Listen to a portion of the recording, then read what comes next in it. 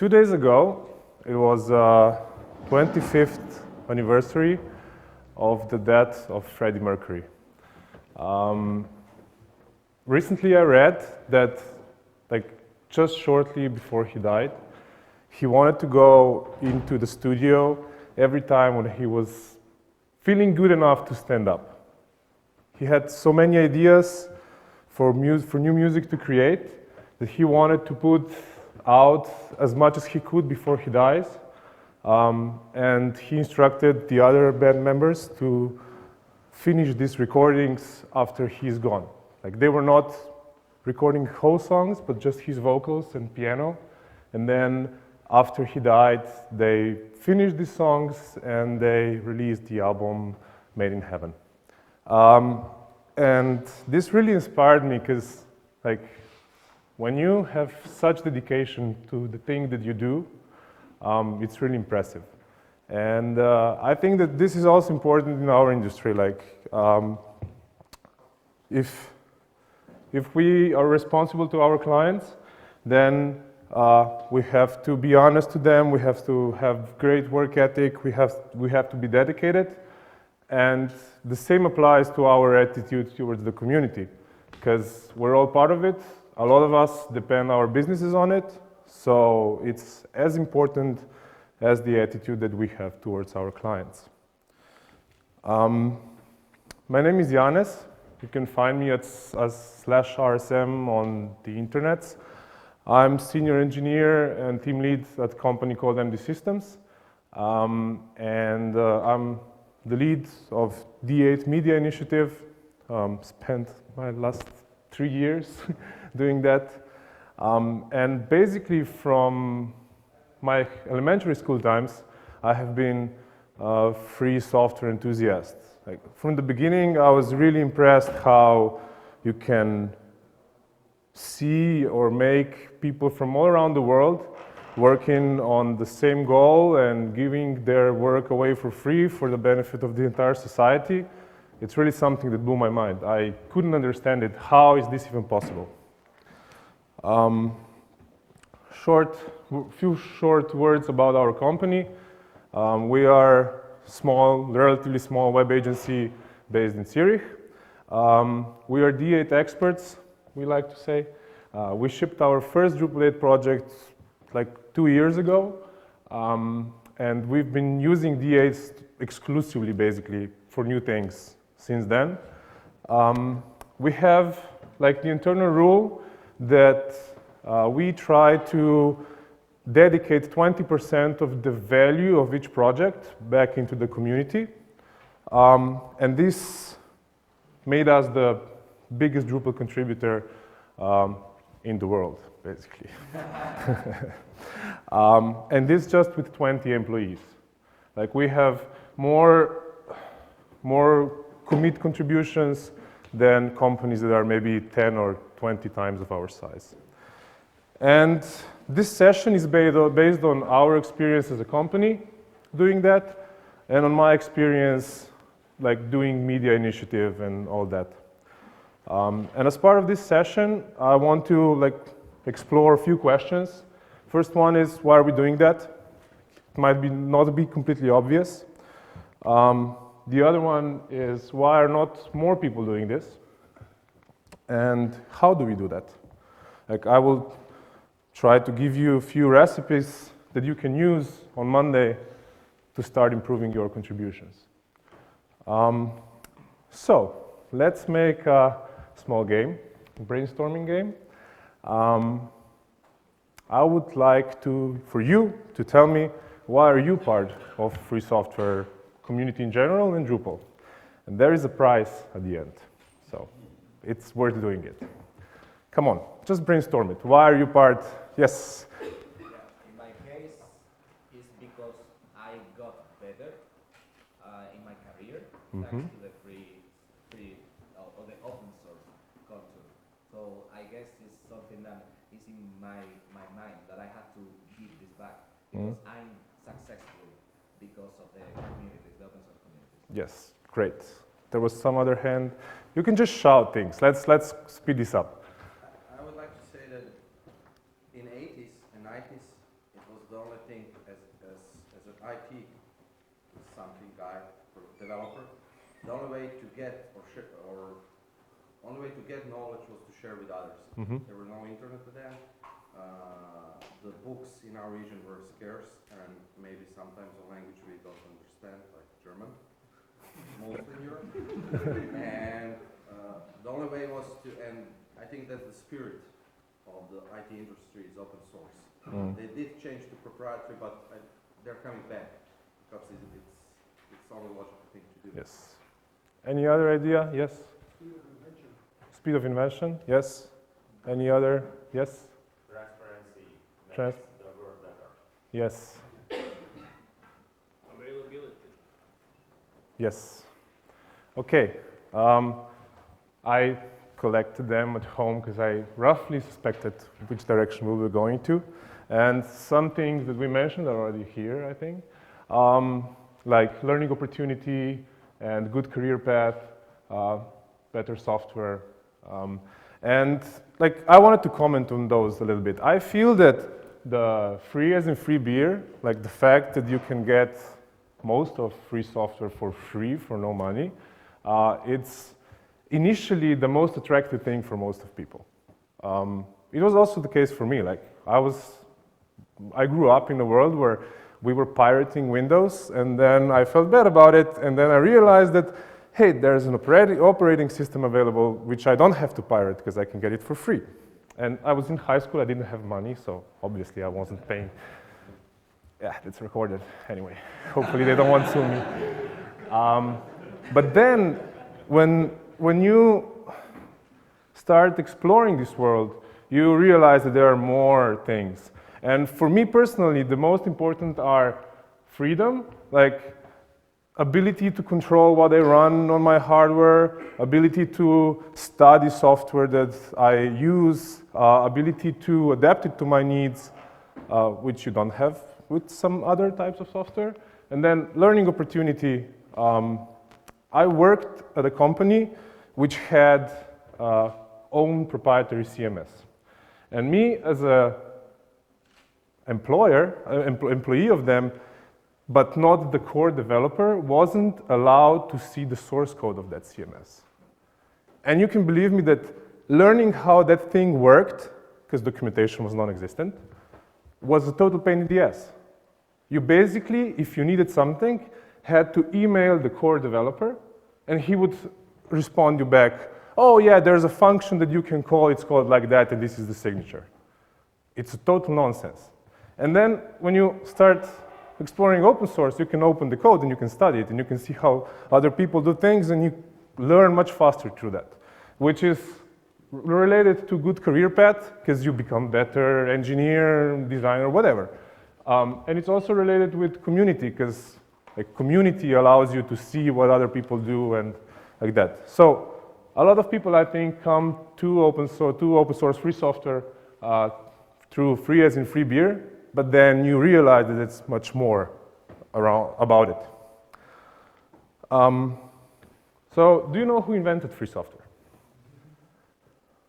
Any guesses? Yeah? Dragan? I'm not sure, maybe I can try. Yeah, try. Don't be afraid. Richard Stallman? Yes. Have you ever heard Free Software song? Who did hear that song? Yeah? I hope you'll be able to hear that. This is Richard.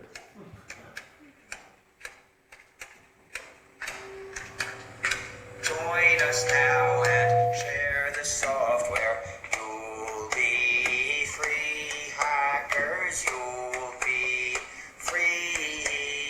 Join us now and share the software. You'll be free, hackers, you'll be free. Awesome. This was the prize. I hope you liked it. And we don't have enough time, and I didn't want to bother you with the whole song, but its lyrics are very interesting. There are phrases in it like dirty licenses and things like that. It's very amusing. So, Richard Stallman, yeah, he basically invented free software. he was pissed off because companies that were selling computers to the university where he worked, I think, didn't share the code, and he started GNU project and became the advocate for free software and everything that we basically know about nowadays came from that. He's also very inspiring. Like, I started this talk with talking about Freddie Mercury and how he inspires me, and he also inspired me a lot. His views can be quite extreme sometimes, but like, who doesn't have them at the end of the day? But like, who knows if free software would even exist if he wouldn't be pissed off so many decades ago? And if it would exist, how it would develop, and how the technology in general would develop if this wouldn't start back then. And like, when I initially got involved into free software, I was amazed by the fact that you can see other people's code, that like people from all the world share their work and are prepared to do that. But then when I started reading this book, which is a collection of Richard's essays, I started understanding that there's much more about free software than just that. It's like impact to the whole society, and then patterns from free software were used for other aspects of life, like art and books and like many different things. So it's really impactful. So we like talked a little bit about free software, but I would like to compare it to different types of software. And in order to do that, I would like to explore pros and cons for each of them, and then we can see where we stand. So try to help me. What are pros and cons that you see in free software? You can get it for no money, usually. But it still costs money to develop, because some people have to do the work. And even if they're not paid, it's their time that it's invested into it. So it still costs value to be created. You can influence it. Like, if you get involved into a project, depending how a project is organized, you can generally influence where the project is going. It's a great learning and collaboration experience. There are usually lots of experts on the market, so you have access to talent. Code quality generally can be good because a lot of eyes see it. Same with security. But now if we go back to Drupal specifically, sometimes things take quite a while to move forward. Decision process can be long, and I feel that sometimes everybody waits for somebody else to do something. So it's not just pros, right? Then proprietary software. What are pros and cons of this type? Help me. Easier business model. Okay, easier business model? Yes? Single point of responsibility. If someone sells software, he sells what you work for. Yeah, so somebody else basically does it for you and decides things. It's easier for you because you get everything on the plate. Anything else? Well, you can't modify it to your needs. Exactly. And you generally even are not able to see what is happening internally. It's just a black box for you. So it might be doing something that you're not aware of. Usually some kind of communities form, I think. Like, users that use proprietary software still have forums and they share knowledge. But I think it's much easier to do that in open source because we can also see the code and it's easier to study it. You have to pay for it usually, but this also means that you can get pro support. If it's a serious software, usually you have good documentation, but that's not necessarily the case. Anything else? No? Okay. And now, these are not the only two options. Like, you can decide and build something in-house. Like, nothing prevents you as an agency to build your own CMS and use it. You know how it works. You have knowledge about it until the only core developer leaves. You have like security through obscurity, because you're the only one that knows what is happening inside it. But it's also like that all development is on you, so you have to invest a lot of money into developing it, and it's very unlikely, unless you're a huge organization, that you will be able to keep the pace. And security through obscurity is probably not the best way to go, right? So when somebody finds out if there is anything wrong with your software, you're screwed. So, have you ever heard this quote? From the business perspective, free software can be understood as a combination of own and third-party proprietary software. It can be one, the other, or anywhere, anything in between, depending on your understanding of it. Have you ever heard that? Of course you didn't. Just figure it out.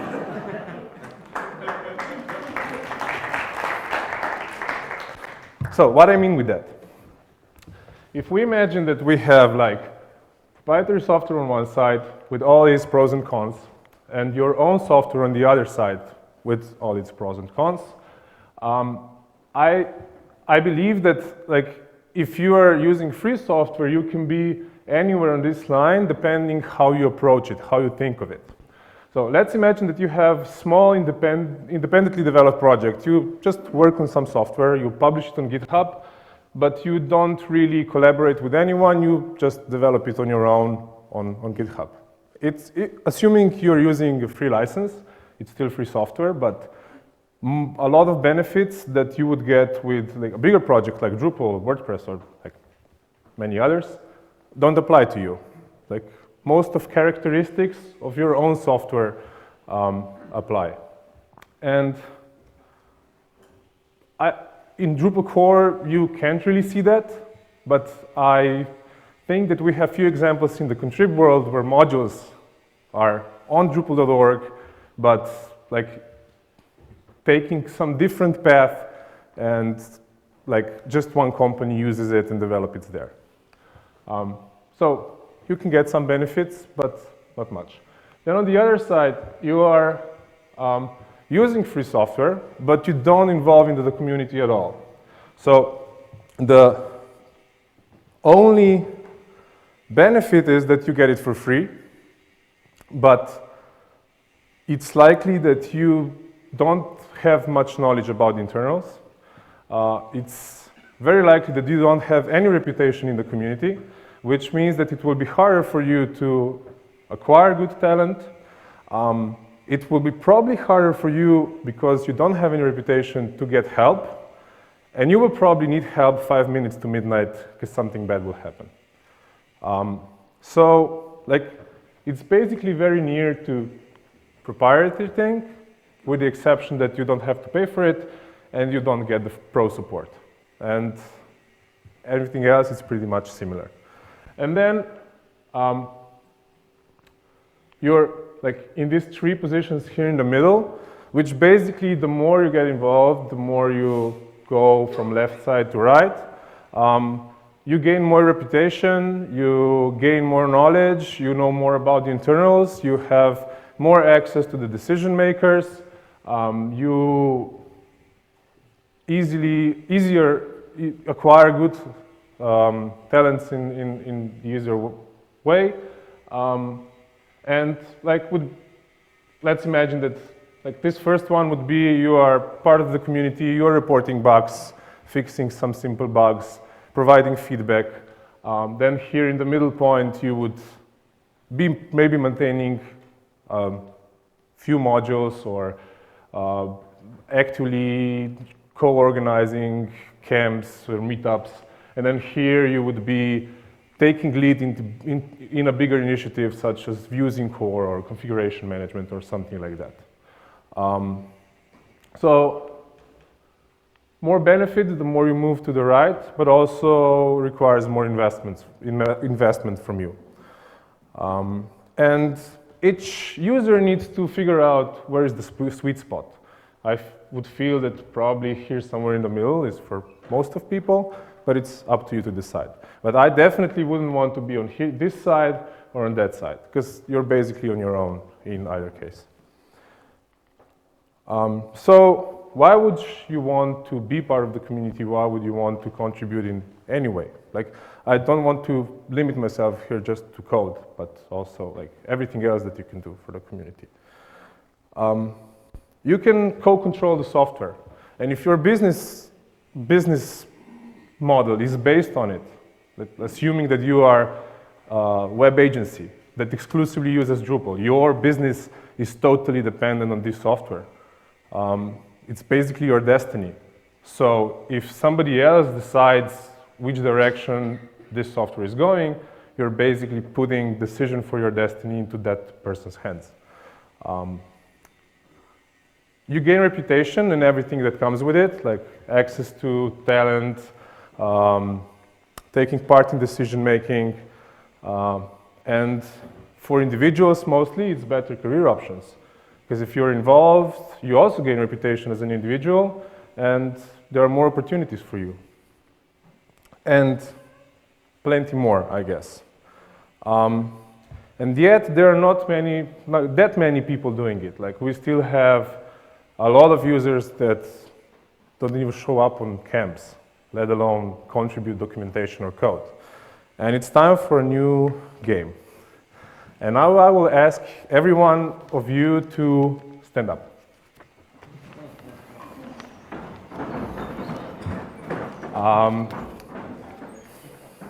I don't think I did this right. I hope it will fly. So I will throw the airplane, and then you exchange it 3 more times, and I will tell you what happens later. Oh, it flies. Just exchange with others.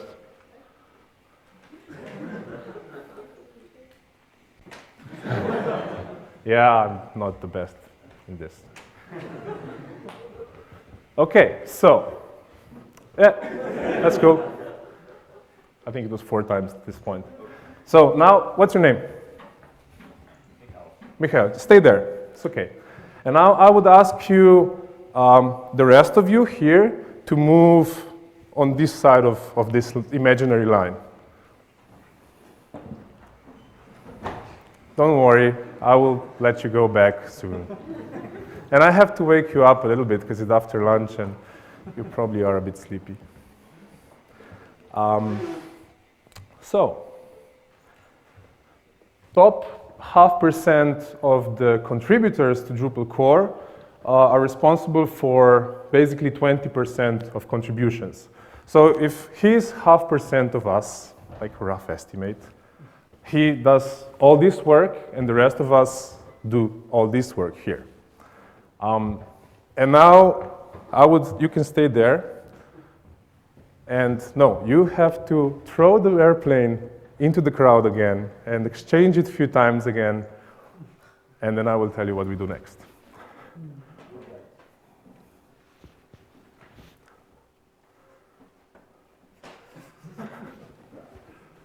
Yeah, I will do this better next time.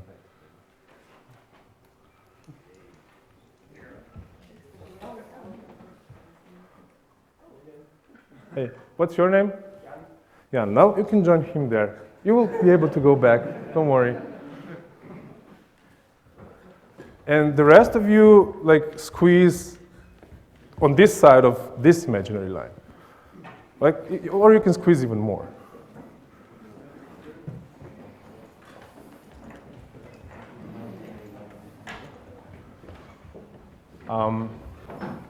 Like, they are now 1% of contributors, and you are the rest of them.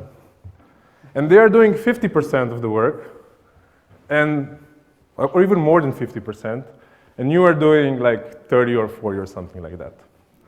And this is only contributors. And last time when I checked, there were like 3.5 million users on Drupal.org, which means that like we are a few thousand. We do contribute, and they're doing majority of the work. And now if we change the story and you are entire community and their contributors, please squeeze back up there into that square meter. I'm just joking, you can take your seats.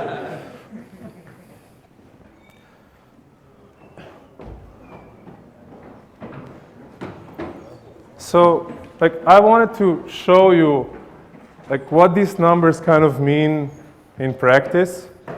Because it's easy to see it, well, 20%, 1%, blah, blah, blah, but when you see what that actually means, you understand it in a different way. And even with this situation, we've come so far. Now imagine what would be achievable if we can attract 2 or 3% of the entire user base to contribute something. Probably not everyone to core, because we've heard Larry's keynote in the morning, but there are many ways to be productive in the community. And I think that this is mostly because all these benefits that I mentioned earlier are not immediate benefits. You have to invest for a longer period of time to actually see them, while people usually function in a way that we need immediate benefits. That's why consumerism is so effective, because it's much more appealing to buy a new iPhone even if you don't need it, compared to saving and buying real estate that will generate passive income flow for you. I think that we would have to figure out how to provide more immediate benefits for the community. It's not entirely related, but anyone heard about Bitcoin? So, no? Okay, Google it. It's cash. So, what is interesting in Bitcoin, among all the other things, is that protocol is supposed to be designed in a way that if everyone involved acts in their best own interest, the protocol should, by definition, be honest. You don't have any special rules that you need to follow, artificially, in order for the whole network to be honest, but it's built into the system.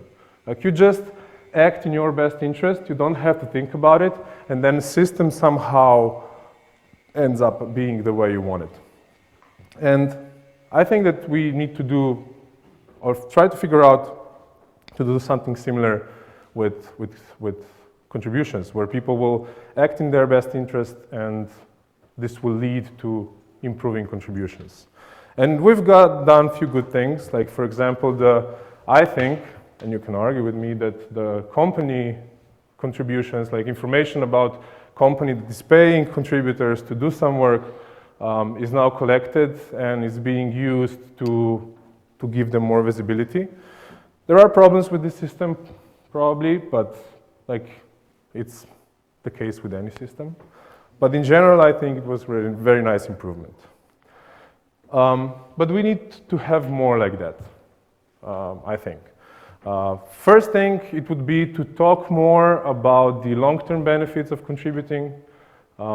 We talk about this a little bit, but not enough, in my opinion. And we could also try to figure out if we can offer any more immediate benefits for people or companies that contribute more. Maybe with featured contributors on Drupal.org for people that are most involved, or I don't know, early access to security releases, which is scary a little bit, but it's an idea. Imagine that your contributions allow you to get access to Drupal get and patch 1 hour before it goes into the world. It's worth a lot.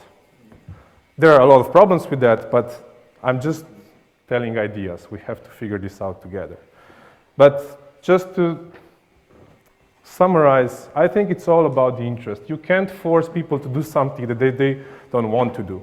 You need to figure out what people want to do and then figure out how to make the system work for you when they do that. And we're getting there, but we could probably be better.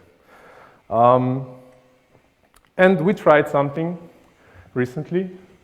We are sponsoring Iron Camp because it's awesome. And not a lot of people from our company were able to come here. So we were left with 3 extra tickets. And we were figuring out what to do with them. And then we said, okay, let's try to give them to people that are contributing in any way.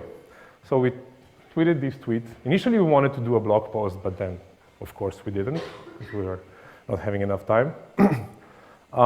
And initially, I was afraid that nothing would happen. But it did.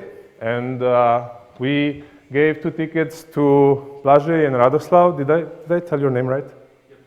This is Blažej. Thank you, Blažej. It's a silly thing, but yeah, we experimented. And it was successful, and we made new friends, which is awesome. I really liked it. So, why are people not contributing more? Yes, I think that we have to teach more people that what are benefits of contributing, and as I said, also make our system work in a way that automatically encourages them to do what we need. And now the last part, which probably is why most of you are here, is how do you contribute more? How do you integrate this mentality and workflow into your everyday routine? And the answer is habit.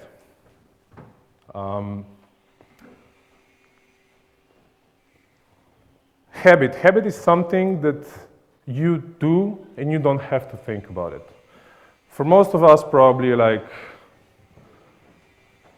taking a shower each morning or each evening is a habit.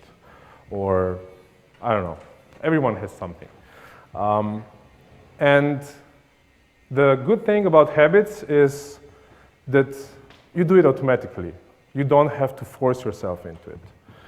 If you want to start eating more healthy, you have to remind yourself about it for some amount of time.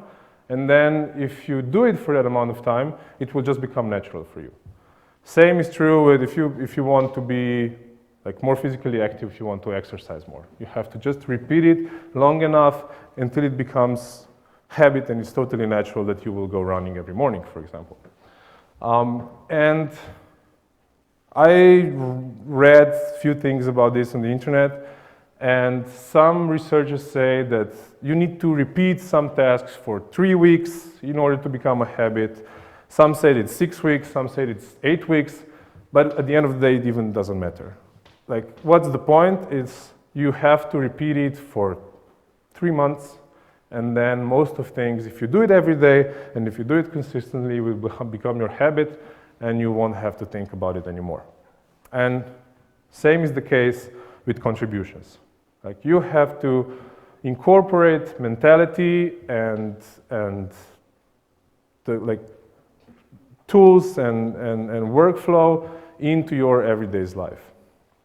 And I would say that stop thinking about, in our case, Drupal, about something that is a community effort, just in this case, and treat it as if it would be your own project, internally developed. And let's say that you are a big company with few departments using it and developing it together. So in that case, if you experience a bug, what do you do? What do you do? Fix it, yeah? But first, because you're a bigger company, you're not a one-man band, what do? You probably have some kind of bug tracker and you track it there, right? If you don't do that, then it will pass by, you will forget about it, and it will hit you in the face next time.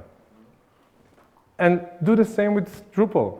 If you experience a bug, check issue queues, see if it's reported, and if it's not reported, report it. A lot of bugs just stay there because nobody reports it. And Yes, you can cover some things with tests. You can cover some things with manual testing done by main maintainers and users, but you can't catch all the possible cases. So yes, if you experience some bug, report it. Don't postpone it for tomorrow or next week or whenever. Do it at that moment when you experience it. Provide good information about how to reproduce it so other people can see what's going on. I don't write down, it doesn't work. This doesn't help anyone. But the most important thing is that you do report. And then the next thing, you check if somebody else has a fix. Again, if it's your own project, you reach out all the colleagues that are working with this and you ask, have you ever seen this before? And maybe somebody comes up and says, yeah, I've seen it, I fixed it. And then you first tell this person that next time he needs to share it in the first place and report it publicly. But then you use that fix. And this is essentially finding a patch on Drupal.org, applying it to your code base, and seeing if it fixes your problem. And if it does, you don't ignore it. You go back and you provide feedback. You say, it fixes problem for me, thank you. Or, it doesn't fix my problem, I figure out whatever you figured out. But provide feedback.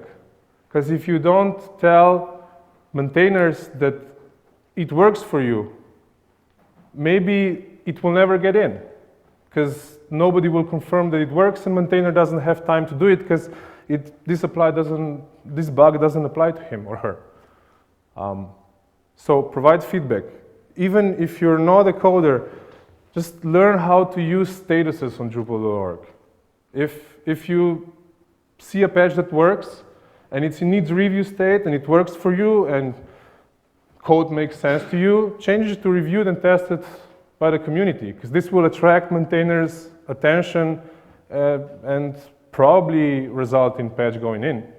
So you won't have to patch your code base every time, and other people will benefit from this tiny amount of work that you had to do. And if you just do that, if you don't do anything else, you've probably done 80% of the most important things that you can do. And then it comes, if you are a coder and you know how to fix the problem, try fix it, especially if it's high priority for you. If it's not high priority for you and you don't fix it because of that, also be prepared that it might never be fixed. Don't be angry about that, because if it's low priority for you, then why should it be high priority for somebody else? So if it's urgent for you, try to fix it. And I would argue, and you might fight me with that, but if you don't do that, if that's not your daily routine, you're not the active member of the community, if your business depends on it. You're just a bystander. And it doesn't take a lot of time and investment. You can start doing it on Monday. Then community tools are your tools, like your tools. Issue queues, IRC, yes, it's old, it's prehistoric, but the community is there. And if you want to collaborate, you have to go there. If you really hate it, you can start to convince everybody else to use some other tool, but now, these are our tools. So if you want to be part of the community, be there.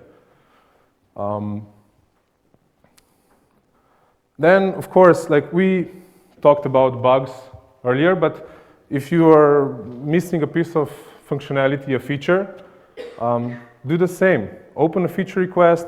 If it's not urgent for you, and if you don't work on it, be prepared that it will never be done. If it's high priority for you, try to work on it, share the code. Maybe this will reveal that somebody else has a similar problem and you will collaborate on that. Ruben has a session with Floris in the last slot, I think. Yeah, which is exactly about that. They worked on a module and they met in the community and now they collaborate on it. So you spread your load. You don't have to invest 100% of energy, but you invest 50 or 30 or like depending on how many people find it interesting. Don't wait until it's ready.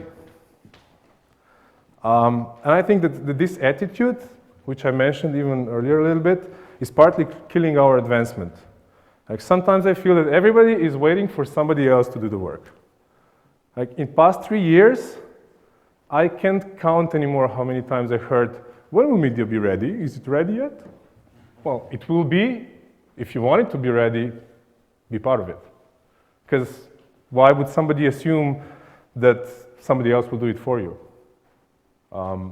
Things won't happen automatically.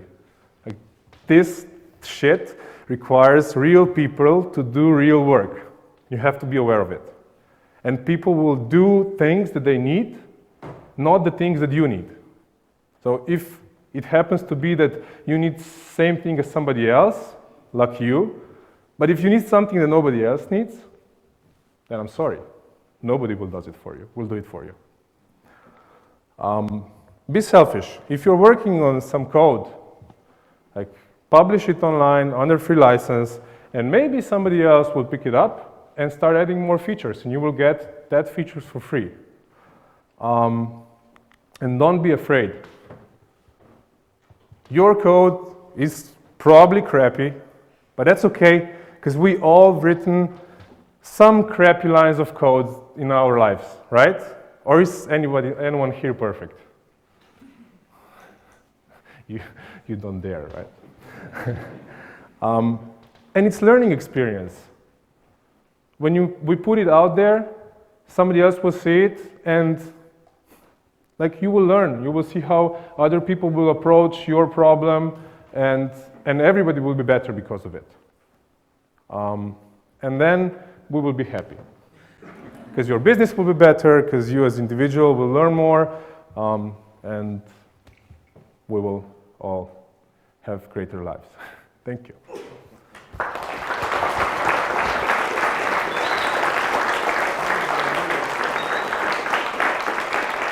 Do you have any questions?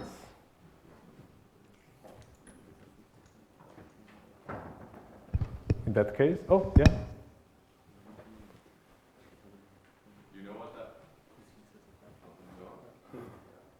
Do you know what that molecule is? Dopamine, I think. Ah, that's cool. I know because the file name is mentioning it. So at your company, at MD Systems, do you have any specific contribution times for your employees? Or is that company policy that you allow people to contribute? Or is it somehow formally organized? Or do people just when they want to do it? What would be a good approach to establish a contribution culture at the company? So there are a few layers of it, I would say. First layer is when we are working on a project for a client, if there is a bug or something missing in a module that we want to use or in core, we won't hack it in the custom code base, but instead of that, we'll try to do it in a community-friendly way. And it's part of, like, we accept the fact that this is what we need to do. We also price our projects based on that. We explain this to our clients, and yeah, we do all the steps that I listed before. Then, next thing that we do quite a lot is when we are doing bigger initiatives, like media and I believe Search API in the past, quite some time ago, paragraphs recently, CRM a little bit. We have like longer sprints, when mostly interns with support of more senior members of the team are actively working on these features or these initiatives for longer periods of time. Like we have, I think, currently 5 interns in the office that are doing exclusively open source work all the time. And it's currently focusing on paragraphs and mostly improving user experience for content editors in that area. We did media in the past. We will probably start focusing on CRM soon. And these are all things that we identify as something that we might need in the future. We try to find partners that will help us fund pilot projects, so to say, but a lot of times it's our own investment, with the belief that this will help us acquire projects in the future. And then when we are doing this, we usually organize sprints where we also invite the rest of the community to join us. And that's more or less it. And then if we have people, that are taking active role in bigger initiatives and things like that, like Sasha, yeah, I mean, we just allow those people to work on things that are important as part of the work time. But it's always, it always needs to be also something that will benefit us in the future. We're not doing it just because it's fun, but at the end of the day, it's business and it needs to sustain us. So we're working on things that make sense to us. Did I answer? Yes? How long does it took you as a company to arrive to the point you are now? And if you look back, what would you do different? It's hard for me to answer that because I'm with company less than a year, but I collaborated with the company for a longer period of time before.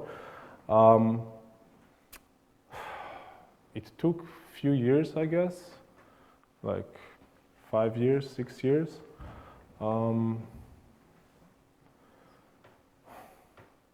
What would we do different?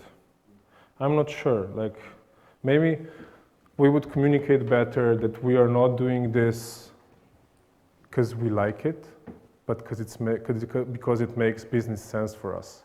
Because now I feel that sometimes people expect that they will do things because they are crazy, and that's not the case. I think it would be nice to make clear that what we're doing is what makes, at the end of the day, not maybe immediately, but in the long term, business sense for us. And that other people need to be aware that if something is not needed for us, we probably won't do it. The thing that I also mentioned earlier.